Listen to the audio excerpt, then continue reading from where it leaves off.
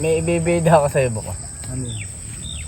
Kasi sa panahon ngayon, ewan ko lang kasi nauuso yung mga kung ano-ano mga pangyayari, may mga nasisirang pamilya, may mga gano'n. Nung araw, may ikinuwento sa akin yung lolo ko. Naalala ko lang bigla Ibabahagi ko ngayon sa'yo. Nangyari may isang mag-asawa na bagong sama.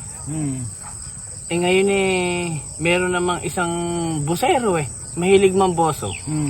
Nakaw, maniwala kang nung mabalitaan na dumating na yung bagong sama dun sa may bahay na bagong bahay na ipinagawa. Nagpagawa ng bahay Yung bahay parang apartment.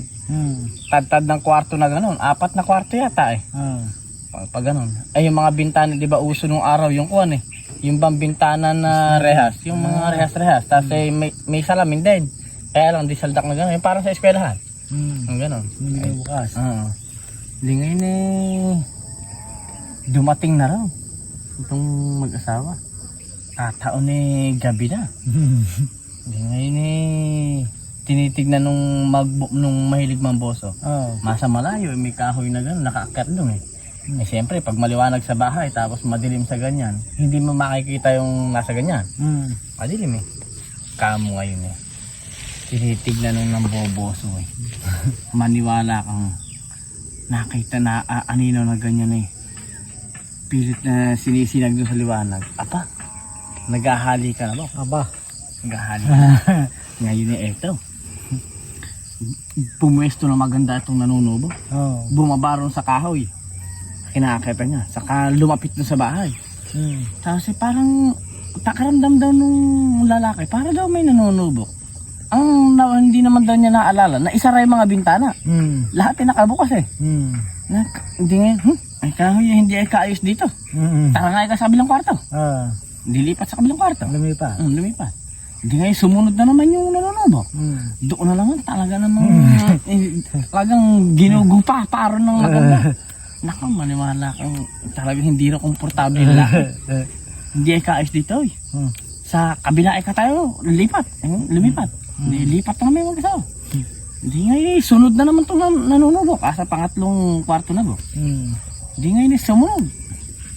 Hindi ngayon doon na naman sila. Nagsisimula na naman daw. Talagang maganda yung labing-labing ng mag-asawa ng bagong sama Talagang iba pakiramdam doon ng lalaki. Hindi talaga ako mapakalihoy. Sa kabila nga tayong kwarto.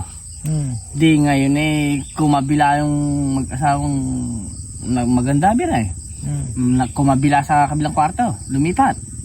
Sunod na naman yung namboboso nang mauntog nung sa bintana. Eto nga ang siste.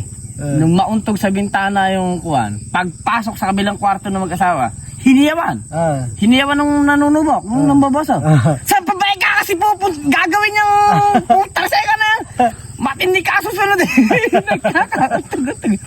Sa babae ka kasi dadalhin niya. Hindi niya kasimulan kung sisimulan niyo. Ang galit na ng kasama nila. Napagalit pa. Napagalit yung nanunubok Abay sunod na sunod. Kasunod. Nauntog. Ikaw ba naman yan kung ikaw mauntog? Hindi ka magalit. Kaya ba't di naging galit? Ba't hindi naging galit ng kuha? Nanunubok. Hindi nga naman ayaw. Saan pa daw madadalhin? Saan pa daw madadalhin ano mapakaalam niya rin sa mag-asawa kung saan ba nila tatapusin niya? Ano basag ang ulo? Basag? Ay, punit. Nauntog sa may pansara na gano'n.